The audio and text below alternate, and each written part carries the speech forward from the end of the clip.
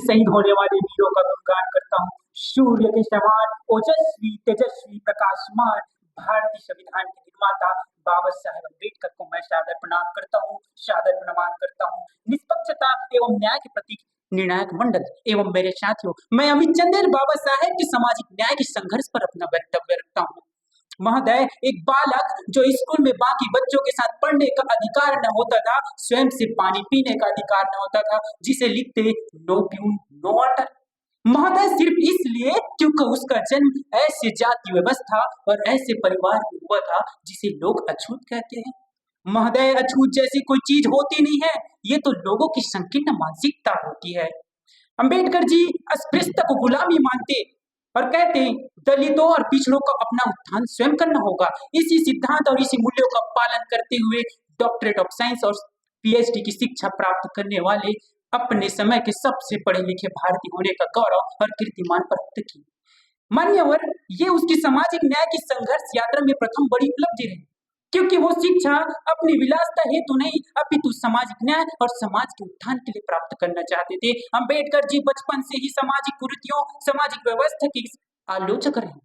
उन्होंने cast of annihilation, मूक नायक जैसी रचनाओं का प्रतिपादन करके सामाजिक व्यवस्था पर तीखा प्रहार किया। समाज में एकता, शिक्षा और प्रसार, जागरूकता बढ़ाने के लिए इंडिपेंडेंट लेबर पार्टी, बहिष्कृत हितकर्मी सभा जैसे संगठनों का निर्माण किया। मान्यवर, स्वतंत्रता संग्राम के समय अंबेडकर जी लोकतंत्र के संघर्ष लोकतंत्र के समर्थक रहे, किंतु राजनीतिक लोकतंत्र सामाजिक आर्थिक लोकतंत्र से युक्त होनी चाहिए, अर्थात ऐसी लोकतंत्र जिसकी नींव सामाजिक न्याय, स्वतंत्रता, समानता, बंधुत्व पर आधारित होनी चाहिए।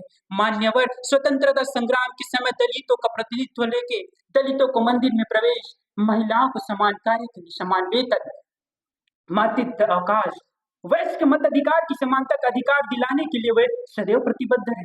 मान्यवर अंबेडकर जी सामाजिक न्याय की संघर्ष में उनकी विचारों में मतभेद राष्ट्रपिता से भी हो गई। मान्यवर, सिर्फ इसलिए क्योंकि वो शासन प्रशासन में पिछड़ों और दलितों का प्रतिनिधित्व सुनिश्चित कराना चाहते थे, जिसे हम पुनः पैक्ट के नाम से जानते हैं। और यही पुनः पैक्ट से ही सकारात्मक भेदभाव अर्थात आरक्षण के सिद्धांत का प्रतिपादन भारत में हुआ। मान्यवर, इसी आरक्षण का ही परिणाम है कि आज शासन प्रशासन में सामाजिक, आर्थिक, शैक्षिक रूप से पिछड़े तबकों का प्रतिनिधित्व सुनिश्चित हो पाया है। इसी आरक्षण का ही परिणाम है कि आज नगर निकायों और संसद में 1/3 सीट महिलाओं के लिए आरक्षित हो पाया है। मान्यवर, 1947 में भारत देश आजाद हो गई, किंतु अंबेडकर जी कहते हैं मकान की पुताई से जीर्ण शीर्ण मकान को नहीं बचाया जा सकता, उस मकान को गिराकर नया मकान बनाना ही पड़ता है। उसी तरीके से 200 वर्षों की गुलामी, सामाजिक व्यवस्था, कुरीतियों, रूढ़िवादियों ने भारत को जीर्ण शीर्ण बना दिया था।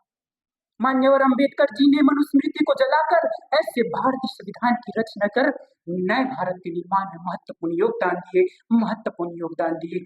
महोदय, ऐसा संविधान जिसकी मूल भावना ही आधारभूत संरचना समाज की नींव है, ऐसी संविधान जिसने सबसे कमजोर और सबसे शक्तिशाली को समान बना दिया है, ऐसा संविधान जो फंडामेंटल राइट द्वारा तानाशाही शासन पर अंकुश लगाकर टीपीएसपी जन कल्याणकारी राज्य की स्थापना करता है। मान्यवर, जिस अछूत जाति प्रथा का जख्म उन्होंने बचपन से सहा, उसका पूर्णतः उन्मूलन आर्टिकल 17 में करता है।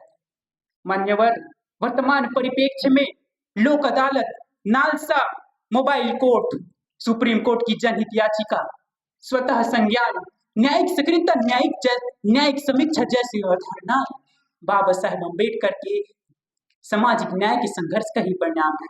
महोदय, यूसीसी रिफॉर्म, एलजीबीटीक्यू के अधिकारों की रक्षा, निःशुल्क शिक्षा, स्वास्थ्य जैसी आज की उपलब्धियां बाबा साहेब के सामाजिक न्याय के संघर्ष ही का परिणाम है।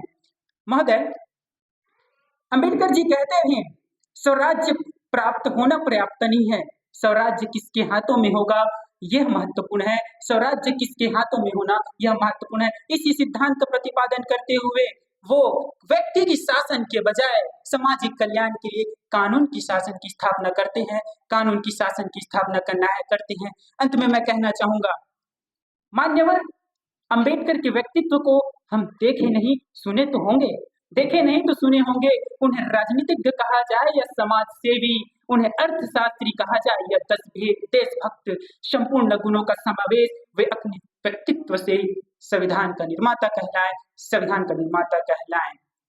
उनका व्यक्तित्व ऐसा था कि वो खुद तो चमकते थे, भारत के सौंदर्य में चार चांद लगा दिए, चार चांद लगा दिए। धन्यवाद।